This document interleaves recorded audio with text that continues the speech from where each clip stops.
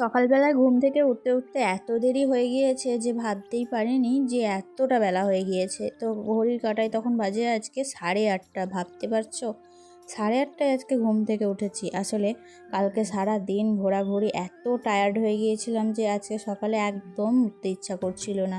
তো সকালবেলায় তো ওঠার পরে দেখো তোমাদের দাদাভাইকে তো খেতে দিয়ে দিলাম, তারপরেই হঠাৎ করে ফোন এলো যে আমার বোন আর বোনের হাজব্যান্ড আজকে আসবে।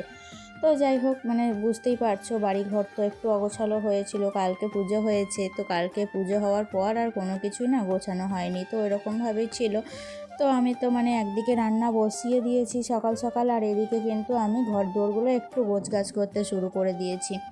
আর কি বলো তো, কালকে লক্ষ্মী পুজো হয়েছে আর আজকে কিন্তু রান্না হবে খিচুড়ি। তো আমাদের ওই যে বলেছিলাম না যে বাড়ি শ্বশুর বাড়ি যেটা আদি আর কি, তো সেখানে তো খিচুড়ি হয় ভোগ, তো আমরা এমনিই খিচুড়ি করি, আমাদের তো মূর্তি গড়া হয় না, তো সেই কারণে আমরা কিন্তু এখানে এমনি খিচুড়ি করব। আর বাঁধাকপি বেগুন ভাজা, তাছাড়াও বেগনি ভাজা, তাছাড়া চাটনি, আরও যা যা হয় আর কি এক্সট্রা সব কিছুই রান্না করব। তো সকালবেলায় উঠে আমি রীতিমতো আজকে একটু আলসেমি করছিলাম কাজকর্মের দিকে, কারণ কি বলতো আলসেমি করছিলাম, কালকে দেখছিলাম আস্তে আস্তে করব এরকম একটা। তো যখনই শুনলাম যে না বোন আসবে, তো যাই হোক নতুন জামাই আসবে বাড়িতে, তখনই কিন্তু দেখতেই পাচ্ছ প্রত্যেকটা ঘরে ঘরে কিন্তু নতুন বেড কভার পেতে দিলাম। তারপরে ঘরগুলো একটু পরিষ্কার করে মুছে, জামা কাপড়গুলো অগোছালো হয়েছিল আলগিনগুলো, সেগুলোকেও কিন্তু পরিষ্কার করে ভাঁজ ভাঁজ করে গুছিয়ে সমস্তটা রাখছি আর কি।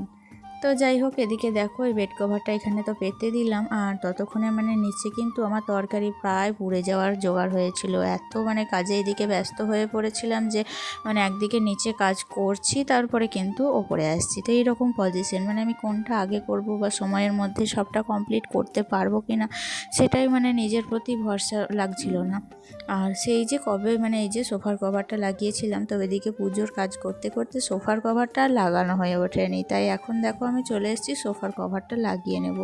আর এদিকে ঘর দুয়ারটা এতটা নোংরা হয়েছিল, একদিন পুজো হলে দেখবে পুজো হওয়ার পর বাড়িঘরটা এত অগোছালো হয়ে থাকে, তো গোছাতে প্রায় অনেকখানি সময় লেগে যায় জানো। তো আমার অবস্থা আজকে একবারে শিরের সংক্রান্তি এরকম আমার অবস্থা আজকে। তো যাই হোক, এদিকে দেখো আমি ভালো করে কিন্তু সোফার কভারটা লাগিয়ে নিয়েছি, আর ঘর দুয়ারটা আমি অফ ক্যামেরাতেই মুছে নিয়েছিলাম, কারণ কি বলতো প্রত্যেকটা কাজ স্টেপ বাই স্টেপ ক্যামেরা নিয়ে করাটা একদমই আমার হাতে সময় ছিল না, তোমাদেরকে না বললে তোমরা বুঝতে পারবে না। আর এদিকে দেখো আমি কিন্তু খিচুড়িটা বসিয়ে দিয়েছি। আর কি করেছি যেন, কালকে অনেক কিছু খাবার দাবার কিন্তু বেঁচে গিয়েছিল জানো, তো সেই ফুলকপি আলুর তরকারি, মুগের ডাল, সব কিছু মিলিয়ে মিশিয়ে, আর তার সাথে 1 পাই মতো কামিনী ভোগের আতপ আর 1 পাই মুগের ডাল, মুসুর না, তো সেগুলো মিক্সড করে তার সাথে মটরশুঁটি প্রায় 500 গ্রাম আর কাঁচা বাদাম, তো সব কিছু দিয়ে খিচুড়িটা আজকে এত সুন্দর খেতে হয়েছিল, অসাধারণ হয়েছিল, কিন্তু এত ভালো হয়েছিল যে সবাই কিন্তু বেশি বেশি করে খেয়ে নিয়েছে, তো রাত্রে কিন্তু একটুও বোঝেনি। আর এদিকে দেখো আমি এখন এখানে বাঁধাকপিটা করছি, তো বাঁধাকপিটাও কিন্তু বেশ খানিকটা মটরশুঁটি দিয়েছিলাম। সবগুলো রান্নাই এত সুন্দর হবে আমি নিজেও ভাবতে পারিনি জানো।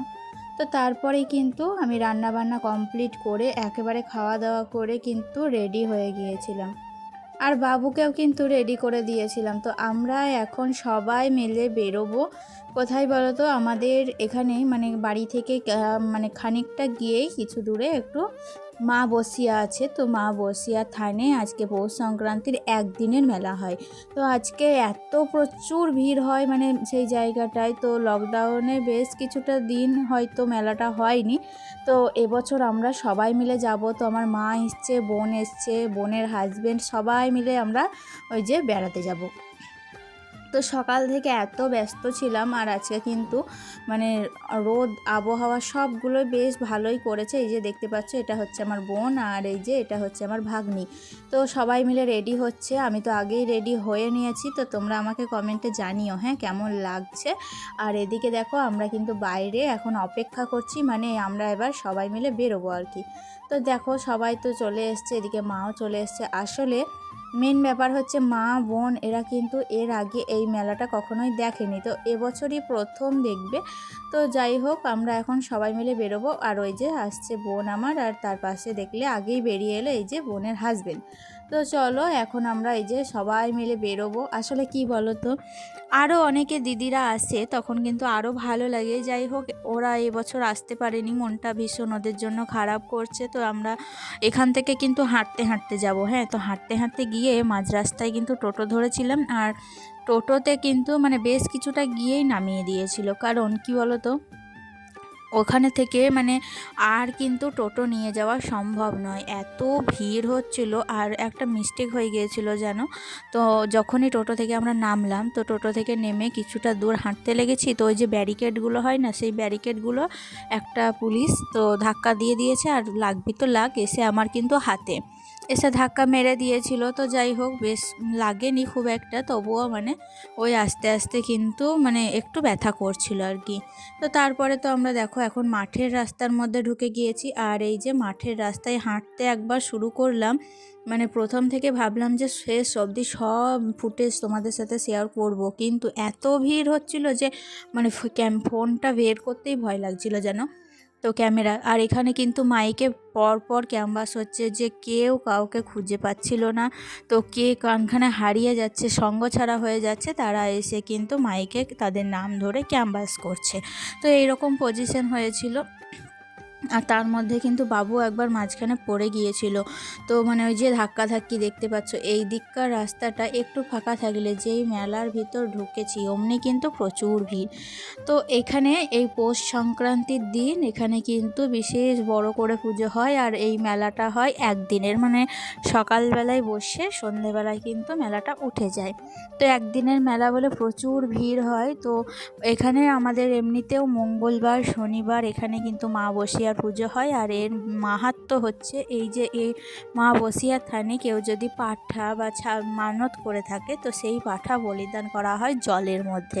পাশে ওই যে মা বসিয়ার বিল যেটা জলের আছে, তো সেই জলের মধ্যে কিন্তু বলিদান করা হয়। তো যাই হোক, এখানে শনি মঙ্গলবারেও প্রচুর ভিড় হয়, অনেক দূর দূর থেকে ভক্ত আসে এখানে পুজো দিতে। আর এখানে শুনেছি মা বসিয়াকে যদি মন থেকে কিছু চাওয়া হয়, তাহলে কিন্তু মা বসিয়া অবশ্যই সেই চাওয়া পূরণ করতে মানে ইচ্ছুক হয়। তো যাই হোক, আমরা কিন্তু দেখো মেলার মধ্যে ঢুকে পড়েছিলাম। তো খুব বেশি চাহিদা না, এদিকে আমরা একটু এসেছিলাম সর্ষের ভুঁই দিয়ে। কারণ কি বলতো, ওই রাস্তাটায় মেন রাস্তাটায় প্রচুর ভিড় থাকার কারণে আমরা কিন্তু নেমে পড়লাম। আর এই যে মাঠের রাস্তায় সর্ষের জমি দিয়ে কিন্তু ধারে ধারে আমরা হাঁটতে শুরু করেছি। তো তারপর যখন মেলার ভিতরে যখন প্রবেশ করলাম, তো আমার বোনরা তো আগেই বাইকে চলে এসেছিলো। তো ওরা কোথায় আছে এখনও পর্যন্ত কিন্তু জানি না। তো ওদেরকে বারবার ফোন করছিলাম, তো ওরা বলছিল মন্দিরে আছি। তো যাই হোক, এদিকে যাই, মানে তারপর ওদের সঙ্গে একসঙ্গ হব, তারপর কিন্তু গোটা মেলাটা ঘুরবো।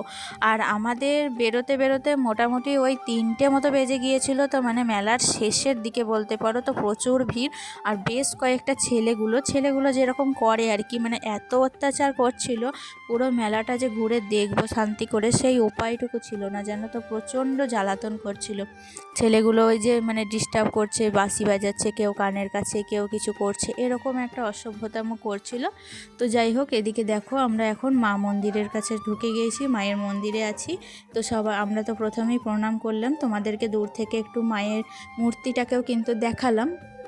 আর এখন দিদিরা সবাই প্রণাম করছে। তো এখন আমরা এইখানটায় দাঁড়িয়ে অপেক্ষা করছি। তো আমার হাজব্যান্ড বলল যে বাবুর জন্য একটু আইসক্রিম কিনতে যাব, তো আইসক্রিম কিনতে গিয়েছে। তো ফাইনালি আমি এই যে দেখো এখানে শুধু দুটো ফ্লাওয়ার ভাসগুলো নিয়েছিলাম, আসলে বেশ ভালো লাগছিল। আর হ্যাঙ্গিং ফ্লাওয়ার ভাসগুলো প্রচুর দাম বলছিল, 200 টাকা করে বলছিল এক একটা পিসে। তো সেই কারণে হ্যাঙ্গিং ফ্লাওয়ার ভাসটা কিন্তু নেওয়া হলো না। দেখতে খুব সুন্দর লাগছিল, কিন্তু কি করব, নেওয়া হলো না। অন্য কোনো জায়গায় দেখতে পেলে কিন্তু নেব। আর দেখো এখানে আছাড়াও কিন্তু প্রচুর খেলনা, প্রচুর মানে জিনিসপাতি ছিল, কিন্তু ধৈর্য ধরে ঘুরে দেখতে হবে।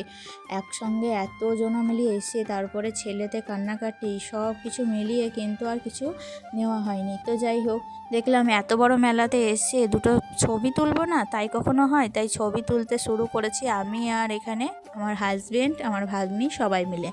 আর এই সময় তখন কিন্তু বোনরা বলেছিল যে বাড়ি চলে যাব, তাই বোনরা কিন্তু চলে গিয়েছিল, তাই বোনদের আর ছবিতে নেওয়া হয়নি। তো ওরা কিন্তু মাঝ রাস্তায় গিয়ে বলছে যে না আজকে আর যাবো না। তো ওরা কিন্তু, আমি বললাম যে মেলার বাইরের দিকটাই থাক, আমরা গিয়ে তখন তোদের সঙ্গ ধরে নেব, তো তারপরে কিন্তু বাড়ি যাব। আর যাই হোক, ছেলে তো বিভিন্ন রকমের খেলনাপাতি কেনাকাটি করেছে। আর এই যে দেখতে পাচ্ছ, এটা হচ্ছে আমার মা, মানে এই সাইডে যেটা নীল রঙের শাড়ি পরে আছে এটা হচ্ছে আমার মা, আর ওই দুটো হচ্ছে ননদ, তোমরা তো চেনো। তো সবাই মিলে একটু ছবি টবি তুললাম আর কি, সেলফি। খুব ভয়ও লাগছিল এই ভিড়ের মধ্যে সেলফি তুলতে। কেউ যদি একবার মোবাইলটা নিয়ে চোট মারে তাহলে তাকে আর পাওয়া এই ভিড়ের মধ্যে একদমই সম্ভব না। তো এইরকম করেও কিন্তু ভয় ভয় করে দু একটা ছবি তুলে নিয়েছিলাম। তারপর একটু খাওয়ার জিনিস কেনাকাটা, তো ফুচকা খুঁজছিলাম যেন। তো মেলাতে এসে ফুচকাটাই আমি কিন্তু খেতে ভীষণ ভালোবাসি। তো ফুচকাটা কেনাকাটা করার জন্য খুঁজছিলাম, কোথাও একটুও ফুচকা পেলাম না যেন। এত বড় মেলায় হয়তো ছিল কোনো দিকে, কিন্তু আমরা দেখতে পাইনি। এরকমটা হতে পারে। তো তারপরে ভাবলাম যে একটু বাদাম কিনবো, আর এখানে আছে জিলিপি আর একটু গজা। তো এগুলো একটু কেনাকাটা করলাম। তো তারপরে কিন্তু আমরা বাড়ির দিকে রওনা দিলাম। তো টোটালি বেশ কিছু মানে আনন্দ করলাম আমরা। তো যাই হোক, এই আনন্দটুকুই যেন আমাদের সঙ্গে সব সময় থাকে। আর কেনাকাটি তেমন একটা করিনি, কারণ উচ্চ বিলাসিতা সবসময় কিন্তু ভালো লাগে না জানো। তো ওই যে আমরা পরিবারের সবাই মিলে এলাম, একটু মানে আনন্দ করলাম, ঘোরাঘুরি করলাম, এটাই হলো আমাদের কাছে সব থেকে বেশি আনন্দের। এর থেকে বেশি আমরা আর কিছু চাইও না, আর আমরা কিছু মানে আশাও করি না। আমাদের যেন মা ঠাকুর বলো বা ভগবান, সব কিছু যেন আমাদের এইভাবেই আনন্দ আহ্লাদ করতে সক্ষম রাখে। আমরা যেন প্রতি বছর এইভাবে আমাদের পরিবারের সকলকে নিয়ে এইভাবে আনন্দটুকু করতে পারি। ঠাকুর যেন আমাদের এইভাবেই সবসময় একসাথে রাখে। এর থেকে বেশি আর চাওয়ার কিছুই নেই জানো। তো পরিবারের সঙ্গে আনন্দ করাটাই কিন্তু এক আসল মুহূর্ত। আর এখানে এসে আমরা একটু দাঁড়িয়েছিলাম, কেন বলো তো? কারণ ওই যে দিদি বাদাম কিনছিল, তো সেই কারণে এই রাস্তার ধারে দাঁড়িয়েছিলাম। তো এখন চলো বাড়ির দিকে রওনা দিচ্ছি। দেখতেই পাচ্ছ বাবু তো খুব দুষ্টুমি করছে। বাবুর জন্য অনেকগুলো খেলনা নিয়েছি জানো। আর এখানে কি হয়েছে, রাস্তায় যেতে যেতে দেখছিলাম যে লাভ বেলুনসগুলো কয়েকজন নিয়ে যাচ্ছিল, তো হঠাৎ করে তাদের হাত ছেড়ে এমন করে আকাশে উড়ে দিল। দেখতে খুব সুন্দরই লাগছিল। দেখো বাড়ি যেতে যেতে মানে মোটামুটি একেবারে সন্ধে লেগে গিয়েছিল। একবারে রাস্তার ধার কিন্তু অন্ধকার, আর সবাই কিন্তু এখন বাড়ির দিকে রওনা দিচ্ছে। আর অনেকগুলো মেলা কিন্তু উঠে যাচ্ছিলো যেন, মানে রাত লেগে যাচ্ছে। তো ওর দিকে তো কোনো কারেন্টের ব্যবস্থা নেই, মাঠে একবারে মেলাটা হয়েছিল। তো মেলা থেকে এই যে কয়েক সেট কাপ কিনে নিয়ে এসেছিলাম, কাঁচের কাপ। আমার অনেক দিনের শখ ছিল যে এরকম কাপগুলো কয়েকটা কিনবো। তো ছোট ছোট 30 টাকা করে পিস নিয়েছিল। তো আমি মানে 6টা পিস নিয়েছিলাম 150 টাকায়। তো এখন এই কাঁচের কাপগুলো আমি কিন্তু ধোবো, আর এই কাপেই আমি এখন সন্ধেবেলায় বাড়ি এসে কাপড় ছেড়ে নিয়েছি, তারপরে একটু ফ্রেশ হয়ে নিয়েছি। তো সবাই মিলে একটু বসবো, বসে একটু চা খাবো। আসলে সারা মেলা হাঁটাহাঁটি করার পর মানে হাত পা মাজা মানে পুরো মনে হচ্ছে যেন খসে যাচ্ছে, এত ব্যথা করছে, মানে প্রচুর পরিমাণে আমি টায়ার্ড হয়ে গিয়েছি বলতে পারো। তো বোনরাও তো সবাই আছে বাড়িতে, তারপর আবার রাত্রের খাবার তৈরি করতে হবে। তো অনেকখানি ব্যস্ত। তো ব্যস্ততা থাকার কারণে এই যে দেখতে পাচ্ছ এখন চা সার্ভ করে দিয়েছে, এখন বসে বসে একটু আড্ডা মারবো। তাহলে আজকে এখান থেকেই আসছি বন্ধুরা, দেখা হচ্ছে নেক্সট ব্লগে। ভালো থেকো তোমরা।